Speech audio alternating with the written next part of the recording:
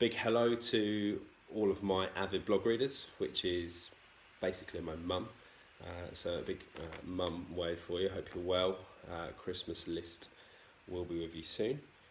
So some of you might have noticed some of the blogs I put out over the last sort of year, 18 months, exploring my mental health. If you haven't seen any of those, I'm Jack, I'm 28, I love shit jokes, greasy food, and skipping leg day because I've got old man knees. That sounds a bit like a dating profile, which is a bit weird. But like many of us, I've struggled with my mental health for a large part of my life and significantly depression. I'm putting this video out on YouTube, and as everyone knows, if you're going to put a video out on YouTube, you've got to pretend that it's sponsored by a big brand or something like that. So today's sponsor, without further ado, is Asda breaded chicken burgers. And I'll just rattle through some of the benefits. Let's crack one open.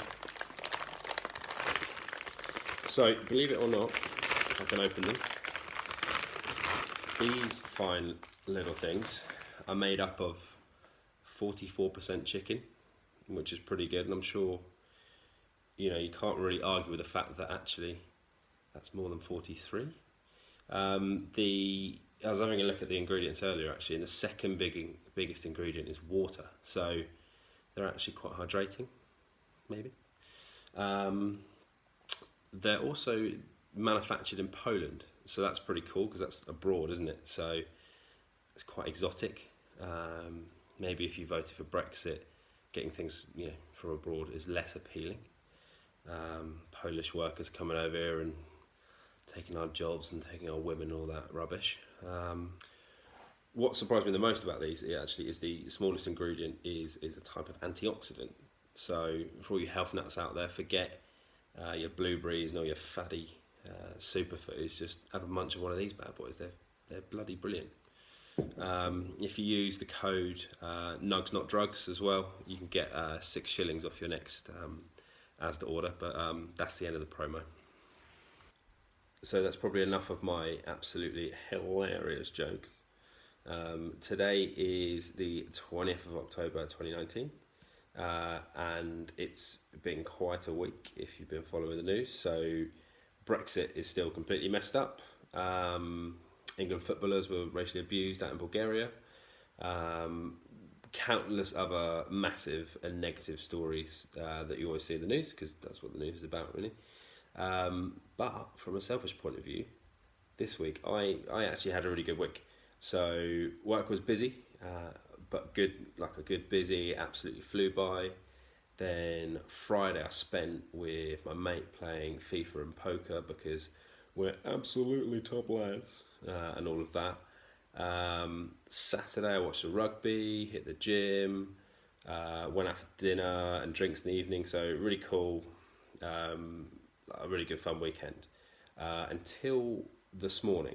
So I woke up 8 a.m. ish, and just absolutely out of nowhere, my mental health was the worst it'd been in a few months, I'd say, and it came completely out of the blue and was maybe a bit of a shock to me this morning, and I just felt completely numb. I guess it was a bit weird to your usual just feeling depressed and maybe a bit down. I was completely sort of apathetic to everything, and I just wanted to turn everything off. All the noise, all the thoughts in my head were really just too much, and I was like, where the hell has this come from? I felt emotionally and mentally numb. Did I feel down and depressed? Yes, but it was different. It was more apathy. I just didn't want those conscious thoughts. I didn't want my brain to be turned on, and not in that way. So I'm lying in bed, it's 8 in the morning, I've had a great weekend, I'm feeling like absolute shit, and I'm thinking, why is this happening? Where's it come from? And I spent a lot of time in the last year and a half trying to self-diagnose why I feel a certain way, or what's been the trigger for this. And sometimes there isn't a trigger. There might have been, I haven't tried to think about it that much. I think you can get too bogged down sometimes on looking for a reason why, and more you need to think about, well, actually, how can you make yourself feel better? So I knew I couldn't stay in bed all day, so I made the epic journey from my bed to the sofa, and I put on Netflix, and all I could think about was just making all of these sort of negative thoughts and this negative feeling in my head and my body just stop. And I guess from sort of past experience, maybe when I was younger, when I used to suffer a lot more with depression, I was like, we just need to sleep. Let's just sleep through it. So I shut my eyes, and I can switch off from the world, and that's my way of getting out of it. So what did I do? I slept for like an hour, then I woke up. I still didn't feel good. So I looked at my TV, it said, "Are you still watching Peep Show?" I said, "Well, hell yes." So I clicked that, and I shut my eyes again, and I basically did that like 2 or 3 times, and the next thing I know, it's like 1:30 in the afternoon, and you're like, where's the day gone? But I did at that point feel a little bit better. Like I felt like there was this big storm in the morning, and that was my way of just maybe trying to get through it in a way.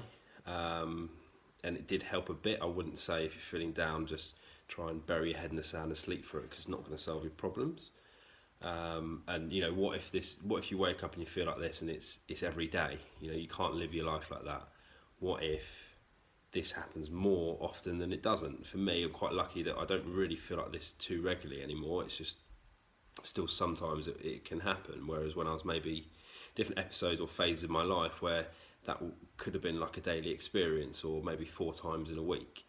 So it's not as bad as it's been. But what do you do when it's a Monday morning, you've got to go to work, or you've got to look after the kids, or whatever responsibilities you have in your life? I was lucky today that it was a Sunday. I didn't really have any plans. I was supposed to see a friend, which I have bailed on, but I could just sleep in and just sort of get through it, I guess. We can tend to sleep a lot because it's a temporary escape from those difficulties. It's blocking out those negative thoughts and emotions, but it is only a temporary escape, and it's not a long-term strategy that's going to work. That's something if I'm honest, been really guilty of not doing in the past, and not tackling my problems in my life head on. And I guess the reason I wanted to do this video is it's really therapeutic for me. I felt awful this morning. I felt okay at lunch, and then in the afternoon I started writing these things down, and I started to feel a lot better. Also, I've done wanted to do this as well because it's a reminder to anyone that might be going through something like this, or something completely different that's difficult, whether that's mental health or not, that you aren't alone, and you can get through it. The other reason as well is thinking about your friends or your family. Maybe it's someone you haven't spoken to for a long time. Maybe it's a friend who's cancelled on your plans last minute. Maybe it's someone that you have met up with, but they seem off, or they just don't seem with it that day. That actually they might be going through something quite difficult in their own head, and it's just to look out for your friends and not take things personally when those types of things can happen, when you don't hear from your mates, or you might think they're being a bit rude, or something is different about them. It's not always personal. So that's kind of it. I don't think I've got anything else I want to say. I don't think I'm going to become a vlogging superstar after this. I did actually once threaten to send Karen Brady a strongly worded vlog. I think the woman on The Apprentice and part of West Ham. But I never did do that. But I'm glad to have finally ticked the vlog off my bucket list. Cheers.